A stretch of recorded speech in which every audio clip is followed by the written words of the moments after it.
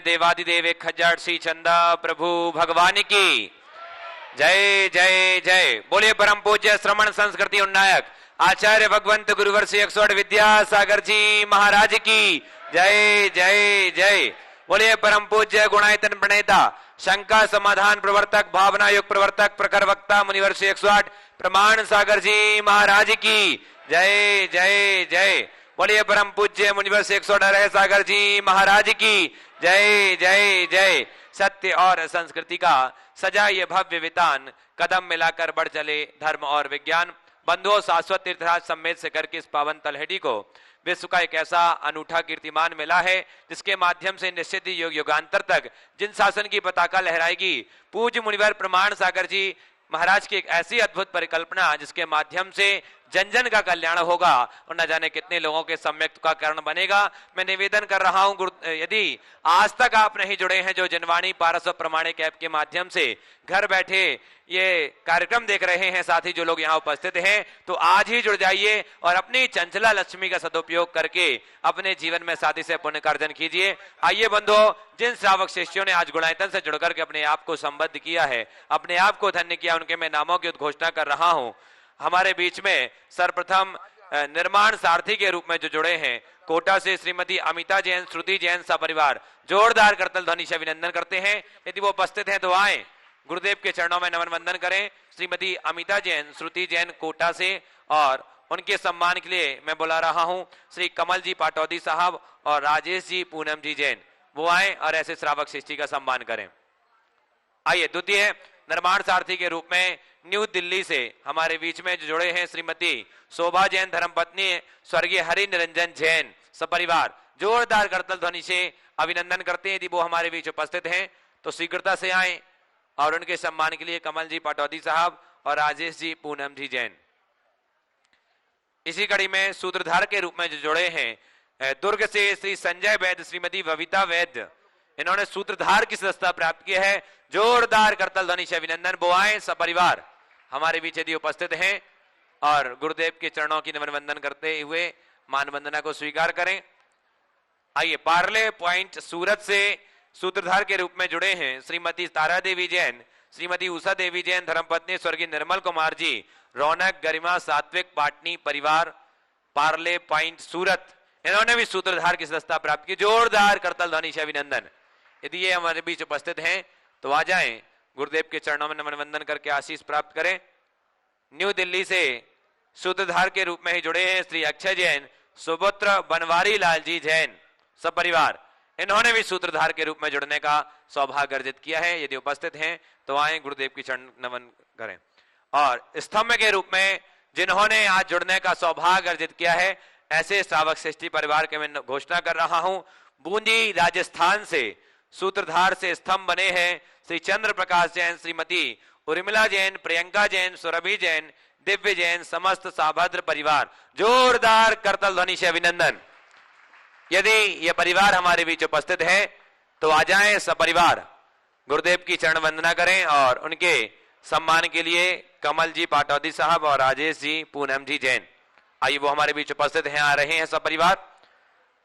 तब तक मैं संस्थापक सदस्य से जुड़कर के जिन्होंने आज ट्रस्टी के रूप में गुणायतन से संबद्ध हुए हैं जी, हमारे बीच में चंद्र प्रकाश जैन, श्रीमती उर्मिला जी, प्रियंका जैन, सुरभि जी, दिव्य समस्त साभद्र परिवार जी, कमल जी पाटौदी साहब और राजेश जी पूनम जी जैन, ये इन परिवार का सम्मान कर रहे हैं। आइए संस्थापक सदस्य ट्रस्टी के रूप में संबद्ध हुए हैं छिंदवाड़ा छिंदवाड़ा मध्य प्रदेश से हमारे बीच में श्री बाबूलाल पाटौदी, श्रीमती अंगूरी बाई पाटौदी, सतीश शोभा जी, राजेंद्र शोभा जी, महेंद्र नीना जी, आशीष पूजा जी, संकेत करुणा जी, विनीत मोनल जी, प्रतीक नीलिमा जी, प्रणय करिश्मा जी, शुभम राशि जी, ऋषभ, दिव्यांश गाथा, योग युवान रिधिमा, भव्य जैन, छिंदवाड़ा मध्य प्रदेश। जोरदार करतल ध्वनि से अभिनंदन कीजिए। इन्होंने आज संस्थापक सदस्य के रूप में जुड़ने का सौभाग्य अर्जित किया है। यदि ये परिवार उपस्थित हैं तो आ जाएं और इनके सम्मान के लिए कपूर चंद जी पाटनी साहब, कपूर चंद जी कोटा और हरीश जी कागजी, कपूर चंद जी कोटा संयोजक गुणायतन और हरीश जी कागजी वो आए और ऐसे संस्थापक ट्रस्टी परिवार का सम्मान करेंगे। आ जाइए। और अरविंद जी जयपुर वो भी आ जाएं। अरविंद जैन जी जयपुर वो भी आए और ऐसे परिवार का सम्मान करेंगे। आइए सब परिवार हमारे बीच में। बाबूलाल जी पाटौदी, अंगूरी भाई पाटौदी, सतीश शोभा, राजेंद्र शोभा, महेंद्र नीना, आशीष पूजा, संकेत करुणा, विनीत मोनल जी, ये समस्त परिवार हमारे बीच उपस्थित हैं। अरविंद जी जयपुर वो भी आएंगे और सम्मान करेंगे। इसी कड़ी में संस्थापक सदस्य के रूप में, ट्रस्टी के रूप में आज संबद्ध हुए गुणायतन से, कटनी ललितपुर से श्री अखिलेश कुमार जैन, श्रीमती सुलोचना जैन, गदियाना वाले रितेश गीतिका, रजनीश समीक्षा जैन, दिया तीर्थेश, रोहिणीश, अनाया, मनोज जी, रीना जी, यश जी, ईसा जी जैन, समस्त परिवार जोरदार करतल ध्वनि से अभिनंदन कीजिए। और इनके सम्मान के लिए अखिलेश जी सदवैया टीकमगढ़ से और प्रेमचंद जी सागर वो आएंगे और ऐसे श्रावक शिष्टि का सम्मान करेंगे। अखिलेश कुमार, सुलोचना जैन, गदियाना वाले रितेश गीतिका, रजनीश समीक्षा, दिया तीर्थेश, रोहिणीश, अनाया, मनोज, रीना, यश, ईसा जैन, कटनी ललितपुर परिवार अखिलेश जी सदवैया और प्रेमचंद जी सागर से हमारे बीच में सम्मान कर रहे हैं। आपकी करतल ध्वनि बजती रहनी चाहिए। इसी बीच में संस्थापक सदस्य पार्ले पॉइंट सूरत से जुड़े हैं श्रीमती गुणमाला देवी गंगवाल परिवार, श्री रमेश, सरिता जी, रोहित, पूजा जी, राहुल, लब्धि, रियांश, मेसाय, दिविना जैन सूरत से सपरिवार जोरदार करतल ध्वनि से अभिनंदन। और इनके सम्मान के लिए डब्बू जी कासलीवाल और अन्नू जी अजमेरा साहब वो आएंगे और ऐसे परिवार का, संस्थापक सदस्य परिवार का सम्मान करेंगे। अजय, गुणमाला देवी गंगवाल परिवार, रमेश, सरिता, रोहित, पूजा, राहुल, लब्धि, रियांश, मिशय, दिविना, पार्ले पॉइंट सूरत से। और एक और परिवार मित्र के रूप में जुड़ा है भोपाल से, कमला, श्रीमती कमला जैन, मातेश्वरी, प्रकाश चंद जगाती, सरला, सचेत, तनु, पारस, नेहा, विकास, नीतू, राहुल, शीतू, किमी, आयस, अद्विका जैन भोपाल से ये हमारे बीच उपस्थित हैं। तो आ जाएं, गुरुदेव की चरण वंदना करें। और उनके सम्मान के लिए श्री लता जी गंगवाल गुणायतन मंत्री और चंद्रकला जी पाटनी वो आएंगे और सम्मान करेंगे ऐसे परिवार का। आइए जोरदार जोरदार करतल ध्वनि से अभिनंदन कीजिए। आज संस्थापक सदस्य के रूप में आप संबद्ध हुए हैं और धुलियान महाराष्ट्र से जिन्होंने धुलिया महाराष्ट्र से श्री रविंद्र मदन लाल जी, सौभाग्यवती, शीला, रविंद्र, प्रवीण, इंद्रजीत, प्रियंका, वीरा पाटनी इन्होंने 5 ग्राम स्वर्ण समर्पित किया। अजमेर राजस्थान से बबीता जैन इन्होंने सोने का पटका जो गुणायतन के लिए लगभग 35 ग्राम स्वर्ण समर्पित किया है गुणायतन के। जोरदार करतल ध्वनि से अभिनंदन। शेष जिन्होंने द्रव्य दान में अपना सहयोग प्रदान किया 11,000 रुपए की राशि से दिलीप कुमार, सरिता जी, अनिमेश, दीपिका, रोहित, यशस्वी, काला दुर्गापुर से, करमपुरा दिल्ली से जितेंद्र कुमार, श्रीमती नीलम जैन, आनंद, संजय, सुनीता, निखिल, राहुल, सिलीना, शालिनी, दीपिका और दिल्ली से श्रीमती त्रिशला जैन, नेम कुमार, मंजू, पीयूष, आदि, असीमा अलीगढ़ से जोरदार जोरदार करतल ध्वनि से अभिनंदन कीजिए। हमारे बीच में ये हाँ धुलिया से इन्होंने इनके सम्मान के लिए हाँ सुशीला जी पाटनी हमारी और सुरेंद्र जी, प्रीति जी वो आए और श्रोमणी संरक्षक गुणायतन वो इनका सम्मान करेंगे। जोरदार जोरदार करतल ध्वनि से हम अभिनंदन करते हैं।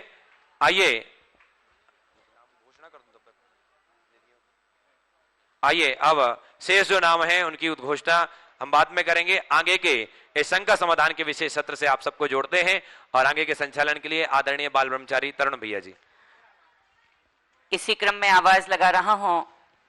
हमारे बीच उत्तरांचल देहरादून से आदरणीय सुनील जी यहाँ पर विराजमान है। मैं उनको भी लगा रहा हूं कि वे आए और हमारा सत्कार स्वीकार करें। और उनके सत्कार करने के लिए मैं आवाज लगा रहा हूं श्रीमान अजय जी धनगसिया परिवार से भाई साहब, और साथ में आवाज लगा रहा हूं अतुल भाई साहब को कि वो आए और उनके सत्कार की इस यात्रा को पूरा करें। श्रीमान सुनील कुमार जी जैन देहरादून। इसी क्रम में आवाज लगा रहा हूं बिहारी लाल जी जैन साहब जो हरिद्वार से हमारे बीच में हैं। हमारी मान वंदना को स्वीकार कर इस सभा सदन को आगे बढ़ाएं। श्रीमान बिहारी लाल जी जैन हरिद्वार, और उनकी सत्कार करने के लिए भी मैं आवाज लगा रहा हूं। आदरणीय शकुन दीदी जी और लता जी गंगवाल, आवाज लगा रहा हूं कि आकर के सत्कार करें। और चलते हैं मित्रों, जिसके माध्यम से सारा का सारा जन समुदाय स्वाध्याय की यात्रा को पूरा कर लेता है। 5 प्रकार के स्वाध्याय में से स्वाध्याय की दिव्य यात्रा जिस शंका समाधान के माध्यम से पूरी हो जाती है, हम उस शंका समाधान को शुरू करें। उसके पहले मैं निवेदन कर रहा हूं, आवाज लगा रहा हूं, श्रीमान विजय कुमार जी पाटनी कोलकाता से हमारे बीच में है। मैं उनको आवाज लगा रहा हूं कि वो आए और हमारे सत्कार को स्वीकार करें। श्रीमान विजय कुमार जी पाटनी, कोलकाता इम्फाल। और उनके सम्मान के लिए आदरणीय अजय जी धनकसिया साहब, शकुन दीदी और लता जी गंगवाल हैं। उनके सम्मान के लिए आप आकर हमारी मान वंदना स्वीकार करें। चलते हैं मित्रों, सारा का सारा देश टीवी के सामने, ऑनलाइन, या आप जो यहां पर विराजमान हैं, सब लोग इस शंका समाधान का इंतजार कर रहे हैं। एक बार अपने दोनों हाथों को जोड़िएगा और मेरे साथ निवेदन कीजिएगा, नमोस्तु महाराज जी, नमोस्तु महाराज जी, नमोस्तु महाराज जी। और चलते हैं, आज के इस दिव्य शंका समाधान की यात्रा को हम प्रारंभ कर रहे हैं। और प्रथम प्रश्न पूछने के लिए श्री जिनेश कुमार जी, सुरेश कुमार जी, अनुराग कुमार जी सोधिया जो गड़ा कोटा से हमारे बीच में है, उनको आवाज लगा रहा हूं कि वो आएंगे। और साथ में दूसरे प्रश्न के लिए आवाज तैयार रहेंगे श्रीमान पुष्पेंद्र जी जैन, जिन्होंने इस पूरे अनुष्ठान के मंडप उद्घाटन करने का सौभाग्य भी प्राप्त किया था। ऐसे बांदा से श्री पुष्पेंद्र जी जैन। 10 नंबर से जिनेश कुमार जी, सुरेश कुमार जी, अनुराग जी सोधिया परिवार से।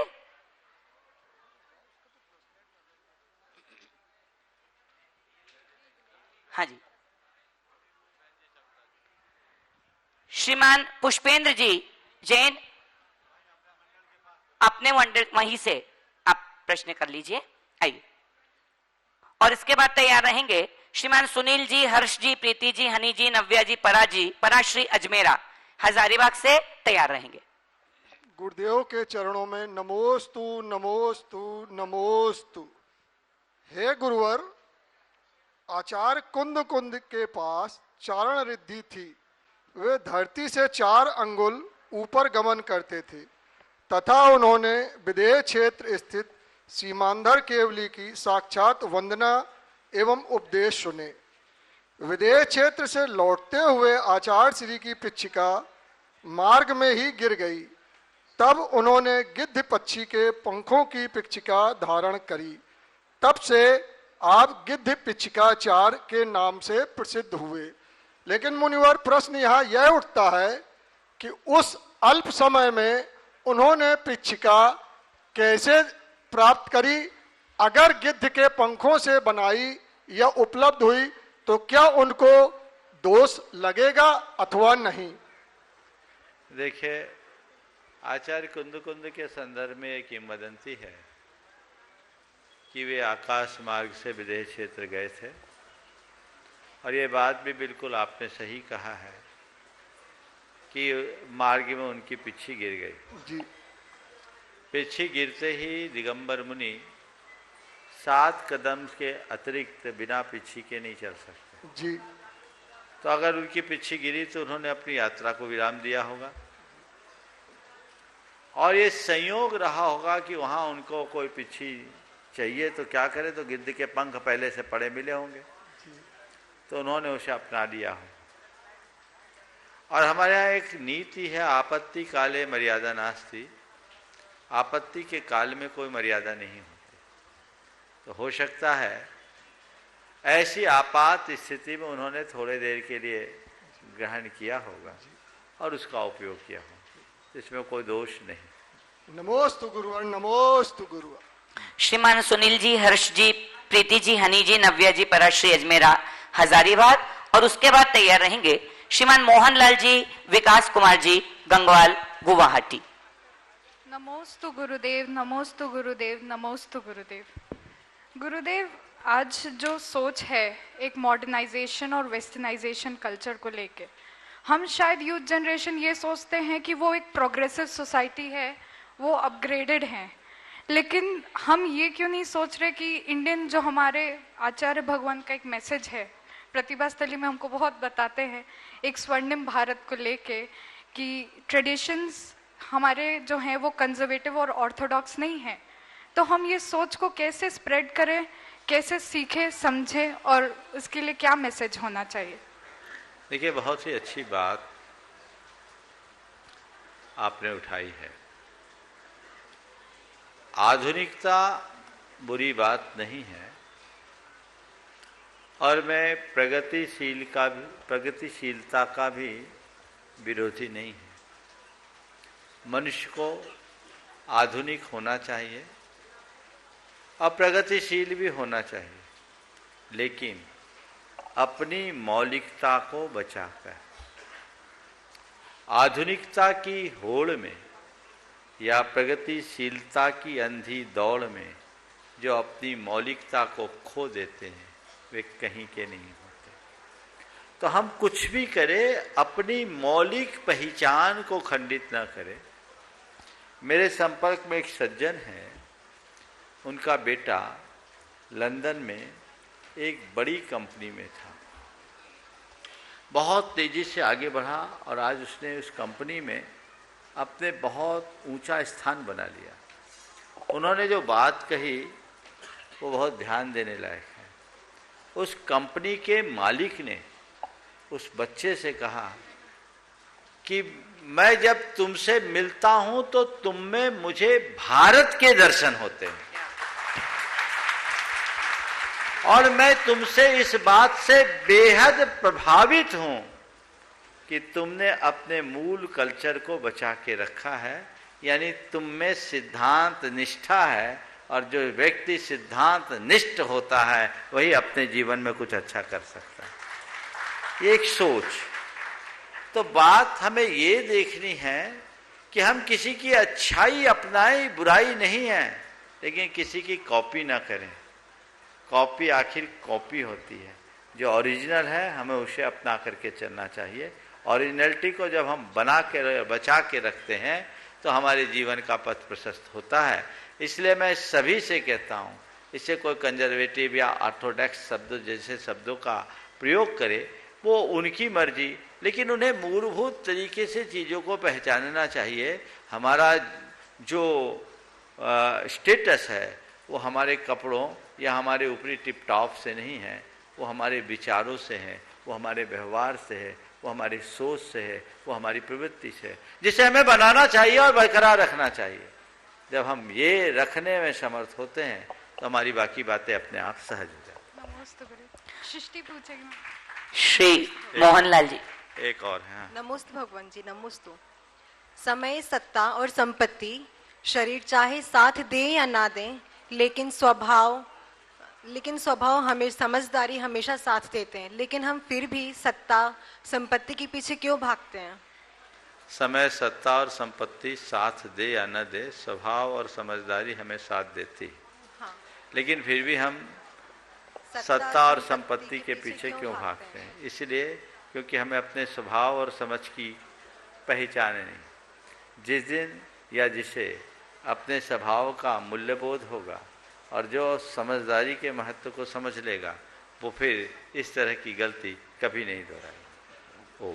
श्रीमान मोहनलाल जी, विकास कुमार जी गंगवाल, गुवाहाटी परिवार, और उसके बाद तैयार रहेंगे संस्थापक सदस्य श्री जगदीश प्रसाद जी, शरद जी जैन, दिल्ली।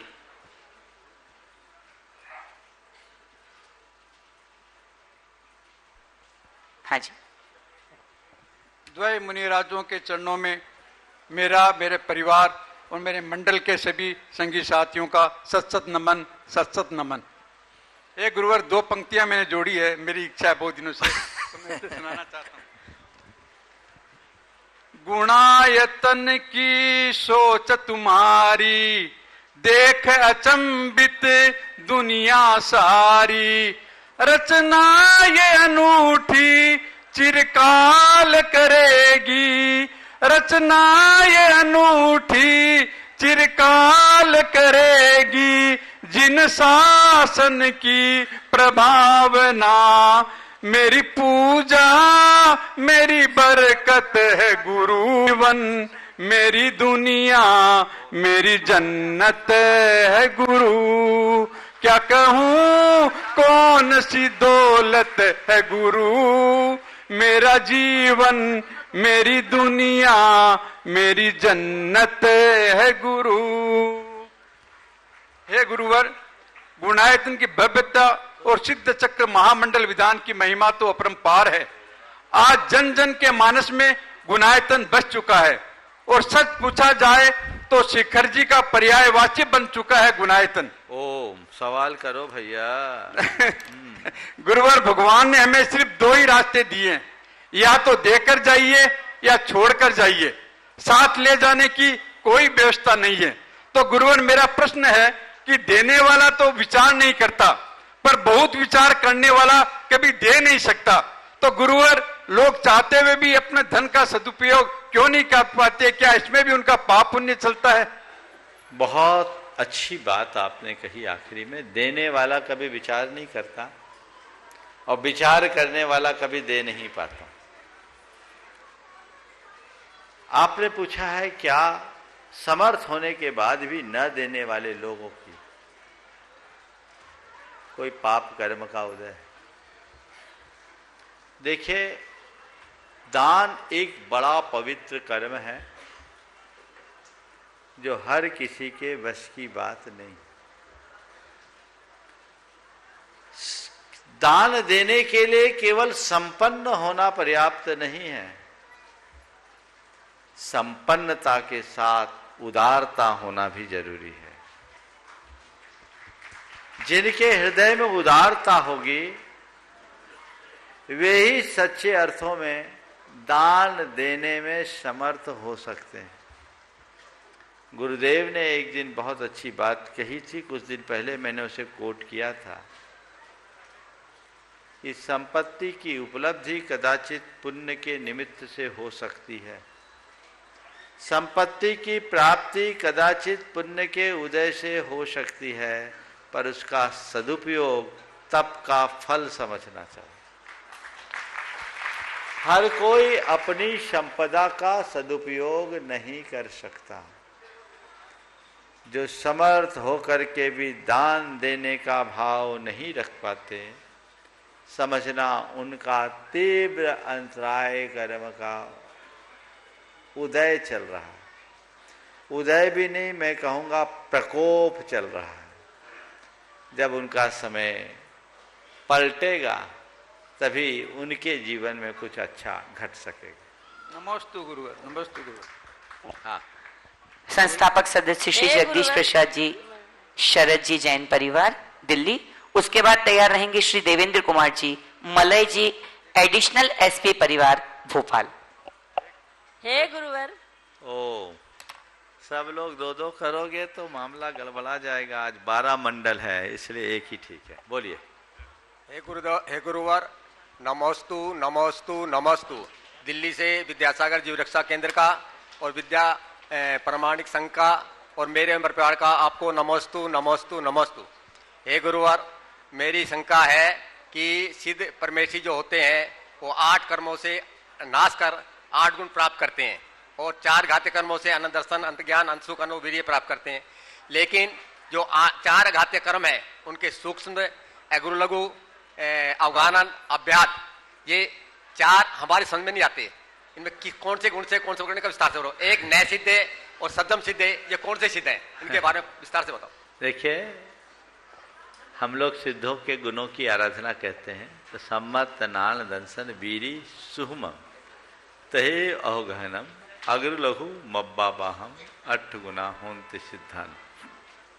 4 घातिया कर्म के क्षय से अनंत दर्शन, अनंत ज्ञान, अनंत वीर और अनंत सुख की प्राप्ति होती है। लेकिन जो सूक्ष्मत्व है वो नाम कर्म के अभाव में प्रकट होता है, अग्र लघुत्व गोत्र कर्म के अभाव में प्रकट होता है, अवगाहनत्व आयु कर्म के अभाव में प्रकट होता है और अव्याबाधत्व वेदनी कर्म के अभाव में प्रकट होता है। ये उनके साथ है। और तव सिद्धे और नए सिद्धे अर्थात जो तप के द्वारा सिद्ध हुए हैं और नयों का आलम्बन लेकर के जो सिद्ध हुए हैं, उनके लिए हम तप सिद्ध और नए सिद्ध के नाम से संबोधते। ओ श्रीमान सवाल एक मंडल में एक चलिए। श्रीमान देवेंद्र कुमार जी मलई जी जैन, एडिशनल एसपी भोपाल सपरिवार, और उसके बाद तैयार रहेंगे श्रीमान निर्मल कुमार जी, सरोज देवी जी गंगवाल, मेघमल जी गंगवाल, विजयनगर, आसाम। कोई पिछले जन्म के अच्छे कर्म मुझे जैनी कुल परिवार मिला, कोई पिछले जन्म के अच्छे कर्म मुझे जैनी कुल परिवार मिला, अरिहंत प्रभु की शरण मिली, सवाल पूछ लो। प्रभु की शरण मिली, संतों मुनियों का आशीर्वाद मिला। नमोस्तु महाराज जी, नमोस्तु। दोनों मुनि द्वय के चरणों में बारंबार नमोस्तु महाराज जी। महाराज जी बस 2 मिनट का समझ आती हूँ। महाराज जी मुझे कोविड हुआ था और उस समय कटनी में सिद्ध चक्र मंडल विधान चल रहा था, तो मैंने वीडियो पर मतलब उस पर यूट्यूब पर पूरा देख के और हॉस्पिटल में अपना समय निकाला था महाराज जी पूरा। अब पापा जी एक प्रश्न पूछेंगे महाराज जी। बोले परम पूज्य आचार्य गुरु श्री विद्यासागर जी महाराज की जय, परम पूज्य मुनि श्री प्रमाण सागर जी महाराज की जय, पूज्य मुनि श्री हरे सागर जी महाराज की जय। अयोध्या नगर जैन समाज पूरे अयोध्या भोपाल से सबकी समाज की ओर से मैं श्री चरणों में नमोस्तु करता हूँ। भगवान 26 अक्टूबर सन 1936 को काशी के साहित्य समारोह में फिर से बोलिए, आवाज फिर से।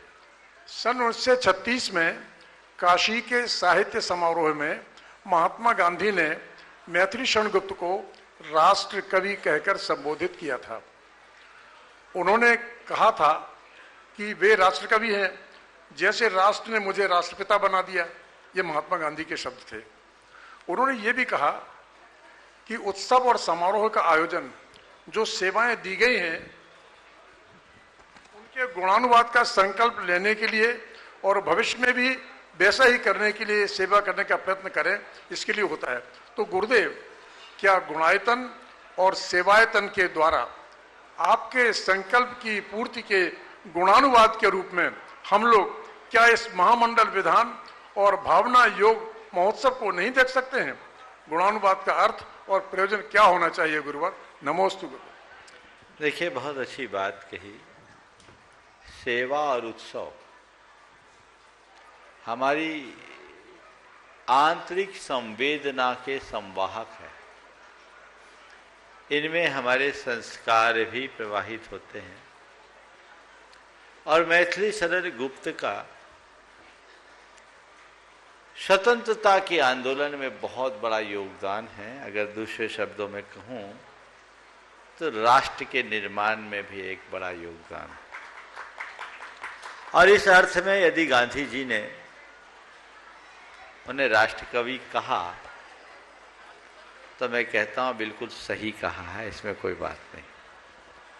आपने गुणायतन और सेवायतन के इस प्रकल्प को सेवा के रूप में और सिद्ध चक्र विधान और भावना योग को उत्सव के रूप में जोड़कर देखा है। निश्चित ही आपकी दृष्टि है और ऐसा देखा जा सकता है। लेकिन मैं अभी आप सबसे केवल इतना ही कहूँगा, अभी ज़्यादा कुछ कहने की आवश्यकता नहीं है और समयोचित भी नहीं है, क्योंकि अभी तो शुरुआत है। अभी हमें बहुत आगे जाना है। ये सब बातें हम तब अपने सामने लाएं जब हम अपने मूलभूत कार्य को पहले संपन्न कर लें। समझ गए? तो ये सब चीज़ें जुड़ रही है। गुणानुवाद का असली स्वरूप आपने पूछा है, तो मैं यही कहूँगा, अपने गुणात्मक जुड़ाव होना, जीवन का गुणात्मक विकास करना और गुणों से अनुराग होना, सच्चे अर्थों में यही गुणानुवाद है। नमस्ते महाराज जी। एक आज नहीं, फिर दूसरे लोग बोलेंगे हमको रोक दिया। आज का प्रातःकालीन का ही प्रश्न इसलिए मैं पूछना चाहता हूँ। चल आज देखो भाई, ऐसा मत करना कि मुझे मना करना पड़े, नहीं तो लोग कहेंगे महाराज डांट देते हैं। महाराज जी आज जयमाला में एक लाइन बारंबार आ रही थी, गुण राजी विराजित भाव महम प्रणमामि सुशुद्ध गणेश महम। कृपया इसका भावार्थ यदि आप। गुण राजी विराजित भाव धर्म प्रणमामि सुसिद्ध गणेश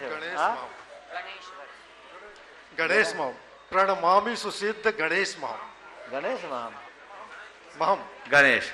देखिए, गुण राज विराजित, गुण राजी यानी गुणों के, राजी यानी समूह से जो सुशोभित है, ऐसे भगवान सिद्ध परमात्माओं को गुणराज विराजित भावम अहम, जिनके अंदर गुणों के राजी यानी समूह ढेर भरे हैं, उनको मैं सुसिद्ध ऐसे गणेशम, गणेश यानी गुणों के ईश, गणेश और गण के ईश, जो द्वादश गण के ईश रहे हैं पहले अरहंत अवस्था में, उनको हम प्रणाम करते हैं। एक बात मैं कहूँगा, अभी डॉक्टर सोनल जी आप सबको इसका अर्थ बताएंगे ही, इसलिए शंका समाधान में ये सवाल न करे तो ज्यादा अच्छा है। चलिए। श्रीमान निर्मल कुमार जी, सरोज देवी गंगवाल, मेघमल जी गंगवाल, विजयनगर असम, आसाम से। इनके 3 मंडल है, इनको 3 सवाल है। बोलिए बोलिए। पूज्य मुनिश्री के चरणों में मेरा और मेरे परिवार मंडल के सभी साथियों, श्री दिगंबर जैन पंचायत विजयनगर असम की तरफ से त्रिबार नमोस्तु नमोस्तु नमोस्तु। महाराज श्री जीवन में पहली बार तीर्थराज सम्मेद शिखर जी की पावन भूमि पर एक सुनहरी स्मृति के साथ आपके सानिध्य में आयोजित अद्भुत, अकल्पनीय, अविस्मरणीय श्री सिद्ध चक्र महामंडल विधान का हिस्सा बनकर हम सभी धन्य हो रहे हैं। आपके आशीर्वाद से इस शाश्वत तीर्थ क्षेत्र पर निर्माणाधीन गुणायतन की निर्माण योजना के प्रारूप को कल जिस प्रकार प्रोमो के माध्यम से जानकारी दी गई, हमें पूर्ण विश्वास है यह संस्थान विश्व दरबार में जैन धर्म की महिमा को नई ऊंचाइयों तक पहुंचाएगा। यह हम सभी के लिए गौरव की बात है कि गुणायतन जैन समाज की ऐतिहासिक धरोहर के रूप में विश्व में हमारी गौरवशाली पहचान को नए सिरे से कायम करेगा। महाराज श्री आज हमारे समाज की महिलाएं हर क्षेत्र में धर्म ध्यान के साथ समाज उत्थान में उल्लेखनीय योगदान दे रही है, लेकिन विभिन्न धार्मिक आयोजनों में भगवान की माल की बोली लेने वाले परिवार की महिला सदस्य को समाज भगवान का माल पहनाने की अनुमति नहीं देती है। क्या इसका कोई सैद्धांतिक कारण है? कृपया मार्गदर्शन करें। आखिरी लाइन फिर से बोलिए। माल की बोली लेने वाले परिवार को महावीर जयंती में 14 में जो माल की बोली होती है उसका, हाँ, तो महिलाओं को माल पहनाने के लिए अनुमति नहीं देते हैं समाज के लोग।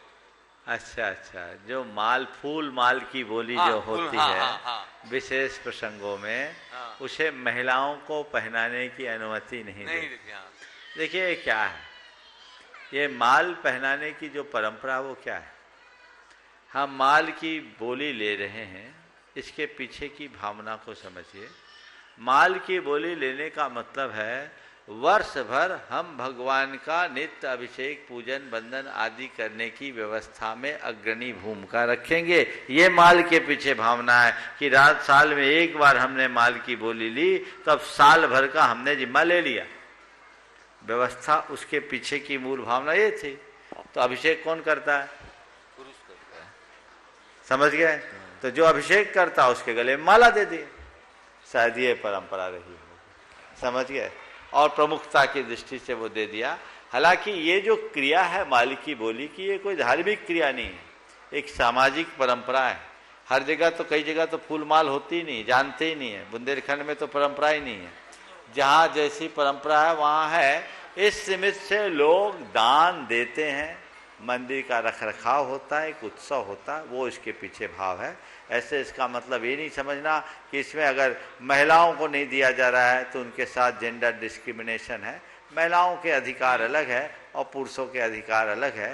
तो दोनों के अपने अपने काम हो ना, अपना अपना काम करना चाहिए। दूसरा प्रश्न भी आपके परिवार को पूछना है। नमोस्तु महाराज श्री। मैं और मेरे परिवार की तरफ से महाराज श्री को त्रय बार नमोस्तु नमोस्तु नमोस्तु। महाराज श्री, मेरी एक छोटी सी शंका है। मैं जानना चाहती हूँ कि समय शिखर पर्वत से जो 20 तीर्थंकर मोक्ष गए हैं, क्या यह वही समय शिखर है? अगर ये वही पर्वत है तो उस समय तीर्थंकरों की शरीर की अवगाहना बहुत ऊंची थी, तो क्या पर्वत में भी काल के हिसाब से परिवर्तन आया है? कृपया मेरी शंका का समाधान कीजिए। बिल्कुल, शिखर जी तो वही है। अब आप कहोगे महाराज फिर 400 धनुष के अजितनाथ कैसे चढ़े होंगे? मैं कहता हूं स्थान वही है, पर्वत वही है, आकार छोटा हुआ है। समझ गए? शास्त्रों के अनुसार ये पर्वतराज 12 योजन विस्तीर्ण था। 12 योजन के हिसाब से देखे तो 12 गुणित 8 96 किलोमीटर का रेडियस, 96 कोस, 4 कोस का 1 मील, 4 कोस का 1 योजन और 2 मील का 1 कोस, तो 96 माइल। 96 माइल मतलब लगभग 150 किलोमीटर इसका रेडियस होगा।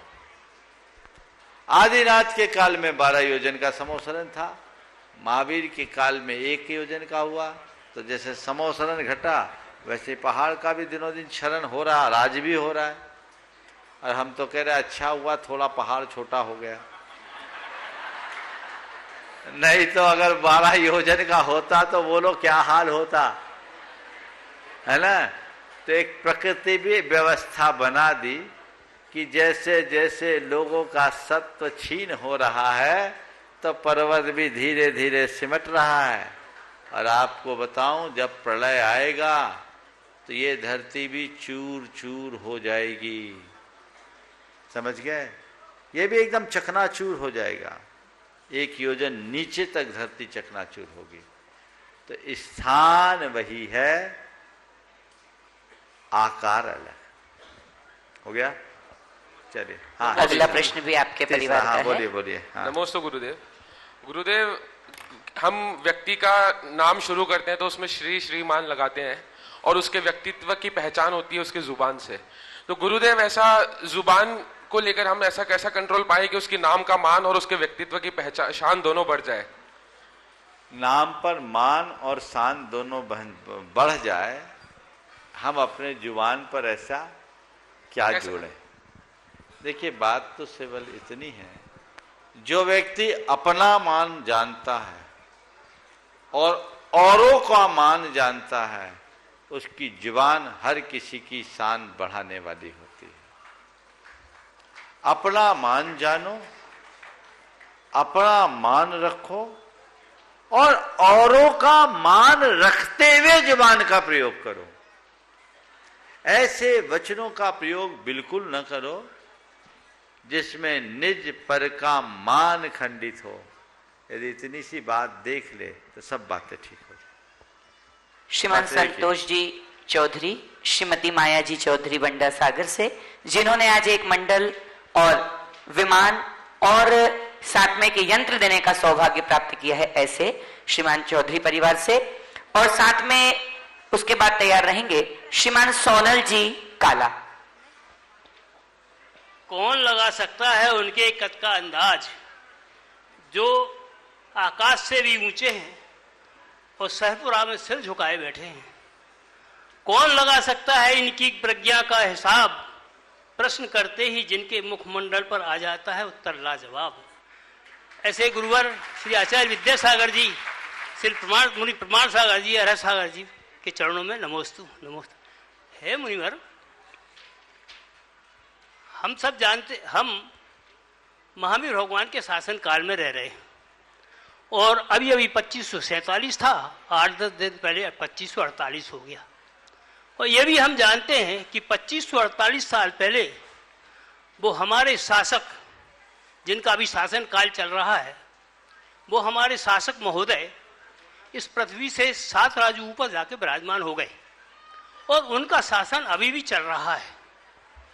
गुरुवर कृपया बताएं कि ये कैसा शासन है और ये कैसे शासक हैं, और शासक हैं तो हमारे बुजुर्ग पुरखे कैसे शासित हुए और हम कैसे अनुशासित हुए, कृपया समाधान करें। बहुत बहुत अच्छी बात आपने उठाई।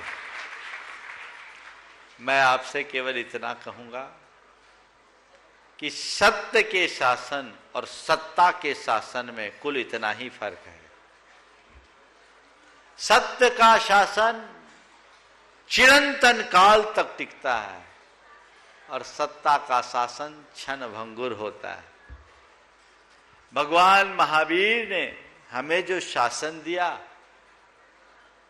वो शासन उन्होंने दिया नहीं, हमने उनके शासन को स्वीकार किया, हमने उनके शासन को अंगीकार किया, हमने उनकी शरण को स्वीकार किया।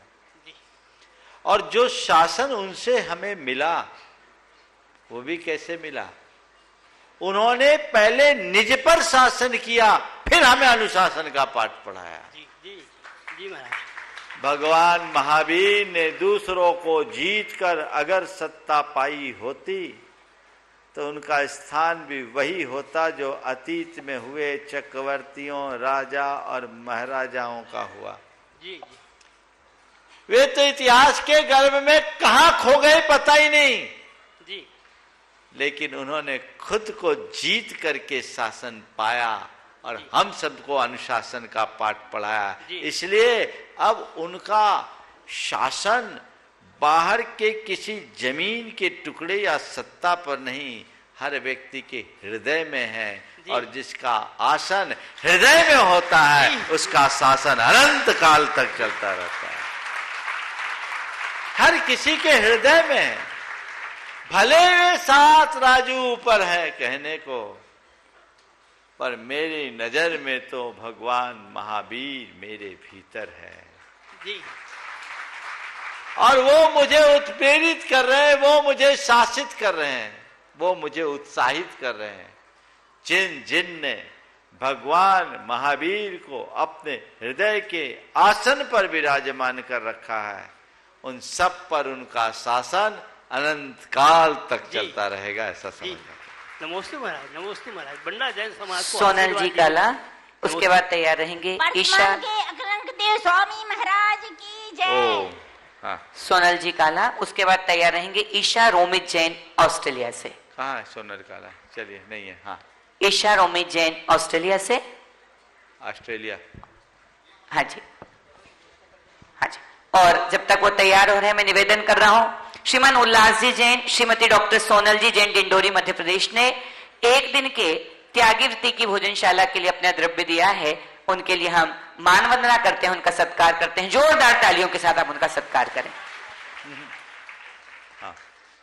समता के सागर गुरुवर प्रमाण सागर जी महाराज के चरणों में मेरा बारंबार बारंबार नमोस्तु नमोस्तु नमोस्तु भगवान। मैं 10 साल से ऑस्ट्रेलिया में रहती हूँ महाराज जी, और धीरे धीरे जैसे वहाँ न्यूक्लियर फैमिली रहती है तो समता, पेशेंस धीरे धीरे खत्म होता जाता है। तो आजकल हम अपने बच्चों को सिखाते हैं कि हमें पेशेंस रखना चाहिए, हर सिचुएशन में, हर परिस्थिति में एडजस्ट करना चाहिए। तो मैं समता के सागर से कुछ बूंद अपने जीवन में भी वो समता पाने के लिए ये सवाल रखने आई हूँ कि कैसे मैं अपने जीवन में समता रखूँ और अपने बच्चों को ये शिक्षा दे सकूँ कि कैसी भी परिस्थिति हो, कोई भी सिचुएशन हो, समता रख के उसका सल्यूशन ढूंढ लें। बहुत अच्छा सवाल है। सबसे पहले तो इस बहन का एक बार अभिनंदन करो, इसलिए कि केवल सिद्ध चक्र विधान के लिए ऑस्ट्रेलिया से चलकर यहाँ आई। ये मनोभाव है और मैं कहता हूँ यही सिद्ध चक्र की प्रभावना है। आपने बहुत अच्छा सवाल किया है कि मैं क्षमता कैसे रख सकूं, मन में पेशेंस कैसे आए। आज हर उम्र के लोग इससे पीड़ित हैं, इम्पेशेंस बहुत ज्यादा है। 4 बातें मैं आप सबसे कहता हूं। अपने हृदय में क्षमता या पेशेंस को बनाए रखना चाहते हो तो सबसे पहली बात सकारात्मक सोचना शुरू करें। सोच को सकारात्मक बना करके चलें। कहीं भी किसी भी प्रकार से नकारात्मकता हम पर हावी न हो। थिंकिंग पॉजिटिव हो तो एटीट्यूड भी पॉजिटिव होगा, और एटीट्यूड पॉजिटिव होगा तो परिस्थितियों के साथ तालमेल बनाने में हम अपने आप समर्थ हो जाएंगे। तो पहली बात, अपनी सोच को सकारात्मक बना करके चले। दूसरी बात, कर्म सिद्धांत पर विश्वास रखे या विधि के विधान पर विश्वास रखे। संसार में सुख दुख संयोग वियोग हानि लाभ मेरे हाथ में नहीं है, ये कर्मों और संयोग के अधीन है। ये उलट पुलट होता रहता है। जो है उसको मुझे स्वीकार करना है, जो घटा उसे मुझे स्वीकार करना है। और जब आप चीजों को स्वीकार कर लेंगे तो कुछ भी गलत नहीं होगा, और स्वीकार तभी कर पाएंगे जब आपको पता रहेगा ये मेरे कंट्रोल से बाहर है। अभी आप लोग यहां बैठे हो, है ना, बहुत कंफर्टेबल तो नहीं होगा। यहाँ सामान से लकड़ी के पाटे मंच पर बैठे हो सकता। आज तो मेरे भाग्य का मैं क्या ही बोलूं महाराज जी। आज तो मुझे लग रहा है कि वो YouTube से सब देख देख के, पर आज साक्षात देख रही हूँ उसको, भावना मुझे एक्सप्रेस करना नहीं आ रहा। बहुत सुंदर। मैं वो बात नहीं कह रहा हूं। यहाँ जितने लोग बैठे हैं बहुत कंफर्टेबल पोजीशन तो नहीं है ना। बैठे हैं, कुछ लोग जमीन में बैठे हैं, जो कुछ भी बिछाई हो गई सो हो गई, ऊपर जो बैठ गए सो बैठ गए। पर आप यहां अपने आप को कंफर्टेबल फील कर रहे हो कि नहीं?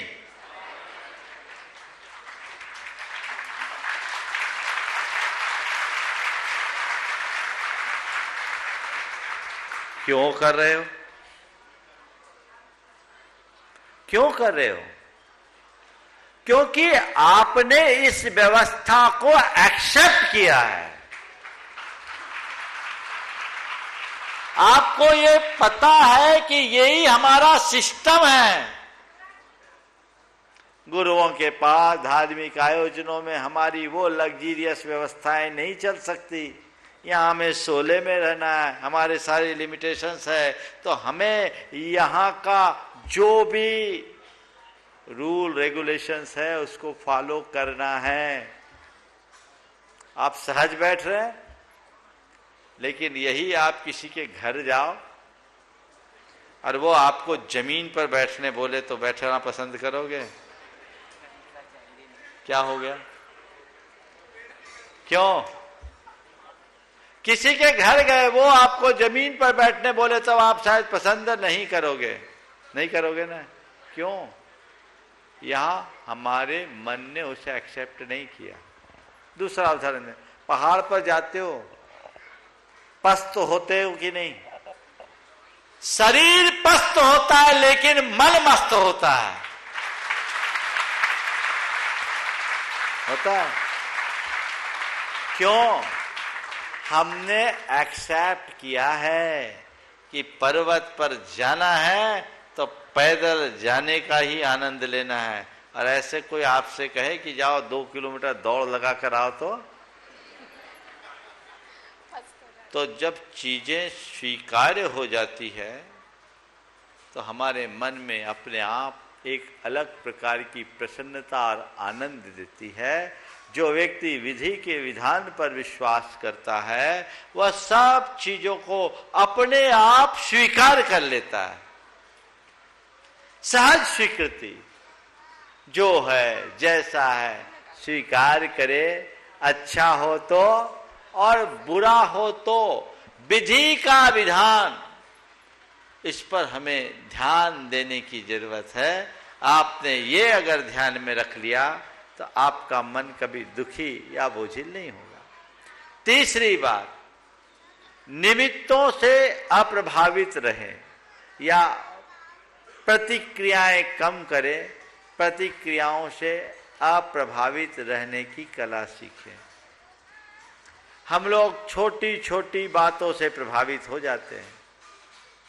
अभी आपसे कोई अगर एक शब्द बोल दे, मान लीजिए आपने सवाल किया, सवाल तो बहुत अच्छा किया और अच्छा सवाल किया, लेकिन कोई आपके बाजू वाले ने कह दिया कि देखो आई तो कोई और काम के लिए थी और महाराज को कुछ और बता रही है,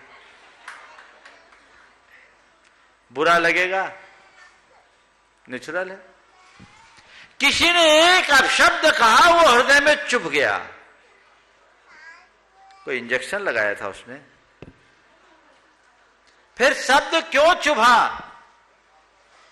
शब्द नहीं चुभते, जब लोग शब्द को पकड़ लेते हैं तो वो चुभन देता है। हम जब चीजों से प्रभावित होते हैं वो हमें अंदर से उद्वेलित करता है, तो हम चीजों से अप्रभावित रहें, उन्हें इग्नोर करने की कला सीखें। जो घटे उसे एक्सेप्ट करें और जो अघट हो उसे इग्नोर करें। चाहे जैसे शब्द हो, चाहे जैसे प्रसंग हो, कुछ कह दिया, लेट अस गो, इग्नोर कर दे, नजरअंदाज करना सीखें। यदि इस तरीके से नजरअंदाज करने में आप तत्पर होंगे तो फिर कहीं कोई दिक्कत नहीं आएगी। तो तीसरी बात है क्या? प्रतिक्रियाओं से बचना है, यानी नजरअंदाज करना है। कोई कुछ बोल दे, हो जाने दो, हो जाने दो, चीजों को पकड़ोगे ना तो बड़ा गड़बड़ होगा। एक बार एक व्यक्ति आया, चलो अब ज्यादा नहीं बताऊंगा, वो कितने प्रश्न है? हाँ 4 है, तो मुझे चौथी बात पूरी करनी है, तो ये तो प्रवचन फिर होने लगेगा सारे में बात चलिए, लेकिन ये इग्नोर करने की बात अपने अंदर होनी चाहिए। चौथी बात, कभी भी चाहे जैसी सिचुएशन क्यों ना हो, ये सोचो ये थोड़ी देर की बात है, ये थोड़ी देर की बात है, ये थोड़ी देर की बात है। जब थोड़ी देर की बात आएगी ना, कहीं ठीक हो जाएगा। आप देखिए, आपको कहीं से कहीं की यात्रा करनी हो, लंबी यात्रा हो, तो आप कहोगे भैया 8-10 घंटे की जर्नी है या रात भर की जर्नी, विदाउट रिजर्वेशन हम नहीं जा सकते। लेकिन एक स्टेशन से दूसरे स्टेशन का डेस्टिनेशन अगर 1 घंटे मात्र का, अरे कोई बात नहीं, 1 घंटे की तो जर्नी है, खड़े खड़े चले जाएंगे, है ना? तो बस ऐसे ही एक सोच मन में होनी चाहिए कि ये थोड़ी देर की बात है, फिर सब ठीक हो जाएगा। थोड़ी देर की बात है, थोड़ी देर की बात है, थोड़ी देर की बात है, ये अगर हृदय में बैठ जाए तो आपके हृदय में धैर्य आएगा, धीरज आएगी, और जिस व्यक्ति के हृदय में धीरज प्रकट हो जाता है वो अपने आप ताकतवर बन जाता है, उसकी क्षमता अपने आप बढ़ जाती है। तो ये 4 दृष्टियां अगर अंतरंग में घटित हो गई तो तय मान करके चलना, आप जो चाहते हैं वह सब घटेगा। ओशिता जी पांड्या जर्मनी, और वे आ रही हैं, तैयार हैं। मैं निवेदन कर रहा हूं, प्रातःकाल हमने विमान के लिए और यंत्रराज के लिए घोषणा की थी। प्रातःकाल हमारे पास लगभग नाम हो चुके हैं और कुछ नाम और हैं। यदि आपका मन होता है कि एक विमान और एक यंत्रराज हमारे परिवार की तरफ से बनना है, तो कृपा करके आज आप रात्रि में अपना नाम दे दीजिएगा। घोषित कर दें। चलिए एक खुशखबरी दे रहे हैं, बात बता दो, इनसे बोल दो। है बहुत सुंदर। एक बार आप आज के शंका समाधान के लिए 20 मिनट का एक्स्ट्रा टाइम हमारे लिए मिला है, जोरदार तालियों के साथ। चलिए अब लोगों की शिकायतें थोड़ी कम हो जाएगी। पूरी अष्टानी का पर्व में, पूरे महोत्सव में, सिद्ध चक्र विधान में रोज 20 मिनट का एक्स्ट्रा टाइम हमारे लिए अलॉट हो गया है, जोरदार जोरदार तालियों के साथ। चलिए हाँ, पारस चैनल को हम कोटिशः धन्यवाद देते हैं कि मुझे लगता है सिद्ध चक्र आराधना के मंत्रों की गूंज पारस चैनल तक पहुंच गई। और उन्होंने बड़े उदारता पूर्वक ये अवसर आप लोगों को दिया। लोगों को शिकायत भी रहती थी, महाराज हमें मौका नहीं मिलता, और मुझे हर किसी के आगे ओम बोलना पड़ता था। चलिए 20 मिनट में कम से कम 10 तो और बढ़ जाएंगे, बहुत अच्छी बात है। और इसके लिए एक बार आप सब लोगों को पारस चैनल के पूरे संचालकों को धन्यवाद जरूर देना चाहिए, मेरा भी आशीर्वाद। बोलिए। मैं निवेदन कर रहा था, प्रातःकाल पांडव नगर दिल्ली से रविंद्र कुमार जी, शशि जी, अनंत जैन, अनु जैन, आशीष जैन, शिवाली, अलविता जैन, अंशिता जैन, भव्या जैन, श्रेयांश जैन परिवार ने अपना नाम दिया है। और संतोष कुमार जी, महेंद्र कुमार जी, कमलेश कुमार जी पांड्या, गुवाहाटी ईटानगर मंडल प्रसवेदी के लिए और गुणायतन के ट्रस्टी होने का गौरव प्राप्त करते हैं। श्रीमती ओशिता जी पांड्या जर्मनी। उसके बाद तैयार रहेंगे प्रियांश जैन छपारा। परम पूज्य गुरुदेव के चरणों में कोटि कोटि नमन, कोटि कोटि वंदन। गुरुदेव, यह प्रश्न मैं अपनी सिस्टर ओशिता पांडे की तरफ से आपको पूछ रही हूँ। गुरुदेव, जैन धर्म बहुत पुण्य से मिलता है। जब हमारा पुण्य का अतिशय उदय होता है तभी हम जैन धर्म में जन्म ले पाते हैं। तो फिर अभी आगम में ये बताते हैं कि जैन धर्म लुप्त हो रहा है या उनकी संख्या कम हो रही है, तो ऐसा क्यों? देखिए, बात सही है, जैन धर्म बहुत पुण्य के उदय से मिलता है। और आपने ये बिल्कुल ठीक कहा है कि फिर जैन धर्म क्यों लुप्त हो रहा है, उनकी संख्या कम क्यों हो रही है? क्योंकि पुण्यवानों का सद्भाव बहुत कठिनाई से होता है। ये पाप का युग है, ये पंचम युग है। इस दौर में चीज़ों को ठीक कर पाना बहुत कठिन होता है और लोगों की संख्याएं कम हो रही है। देश काल की परिस्थितियां भी उसमें बहुत बड़ा स्थान रखती है। लेकिन इसका अर्थ ये नहीं समझना कि संख्या कम हो रही है इसलिए जैन धर्म का महत्व घट रहा है। एक बार गुरुदेव ने बहुत अच्छी बात की थी कि जैन धर्म जब इतना महान धर्म है तो जैनों की संख्या इतनी कम क्यों? मुझे याद है 1985 में बीना में ये सवाल किसी ने किया था। तो गुरुदेव ने कहा, ये बताओ तुम्हारे शहर में पान की दुकान कितनी है? बोले सैकड़ों होगी। बोले ये बताओ जोहरी की दुकान कितनी है? बोले 1-2। पान की दुकान सैकड़ों हो सकती है और जोहरी की दुकान एक भी भारी होती है। समझ गए? इसलिए संख्या से किसी के गुणों को मत आंकें, उसकी गुण गरिमा से उसका मूल्यांकन करें। हमारी संख्या अल्प है, ये सच है, लेकिन अल्प संख्या होने के बाद भी इसका महत्व अधिक है, इसे हमें याद रखना चाहिए। नमोस्तु गुरुदेव, नमोस्तु गुरुदेव। श्रीमान प्रियांश जी जैन छपारा और उसके बाद तैयार रहेंगे श्रीमान विनोद कुमार जी सेठी परिवार इम्फाल। नमोस्तु महाराज श्री। महाराज श्री, किसी कारणवश कुछ लोग भारत में जन्म लेने के पश्चात अन्य देशों में अपना जीवन व्यतीत करते हैं और विदेशों में ही धर्म की क्रिया करते हैं।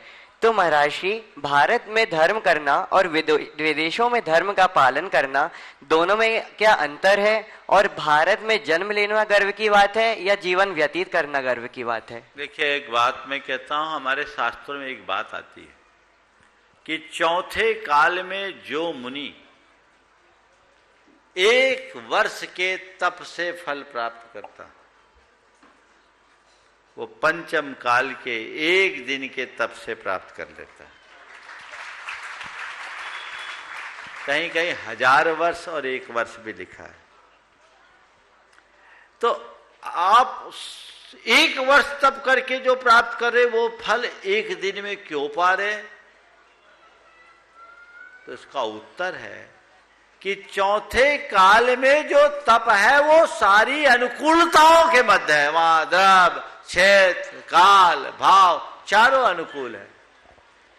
तो द्रव्य, क्षेत्र, काल, भाव की अनुकूलता के होने के बाद आपने अगर तप किया तो क्या किया? ठीक है, पर पंचम काल वाले को अवार्ड मिल रहा है।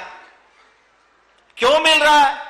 इसने प्रतिकूल द्रव्य, क्षेत्र, काल, भाव के रहते हुए तप किया। समझ गए? तो अब हम तुम्हारे सवाल पे आते हैं। भारत में रहकर धर्म किया, ध्यान से सुनो, भारत में रहकर धर्म किया, अनुकूल द्रव्य क्षेत्र काल भाव के साथ किया, पर विदेश में जाकर के धर्म किया, प्रतिकूल द्रव्य क्षेत्र काल भाव में किया। इसका मतलब यदि यहाँ 1% लाभ मिलेगा तो वहां 100% लाभ मिलेगा, इसमें कोई बात नहीं। यहाँ का 100 बरस और वहां का 1 बरस बराबर मानना। इसलिए मैं उन सब लोगों को खूब खूब साधुवाद देता हूं जो विदेशों में जाकर के भी अपनी धर्म निष्ठा को जीवंत बनाए हुए हैं। बनाए रखो, उदाहरण है। अभी भी आपको बता रहा हूं, मुझे सूचना है अमेरिका में, ऑस्ट्रेलिया में, यूरोप में कई लोग सिद्ध चक्र विधान अपने घरों में कर रहे हैं। ये बहन जी कह रहे यूट्यूब के थ्रू हम भी करते रहे, क्योंकि टाइमिंग का आगे पीछे रहता है, लेकिन यहां से डेली जाते हैं और छोटे मोटे नहीं। क्यों? 1500 से अधिक लोग हैं विधान में। हाँ, कितने हैं? हाँ, 6 से 7 हजार लोग केवल यूट्यूब के थ्रू विधान कर रहे हैं, और इनके पास पूरा डेटा रहता है किस देश में, किस शहर में कितने लोग कितने घंटे तक इस कार्यक्रम को अटेंड किए, सारी सुविधाएं। तो आज ये क्या है? ये उनकी निष्ठा की अभिव्यक्ति है। तो जो विदेश गए पर विदेश जाकर के भी स्वदेशी बने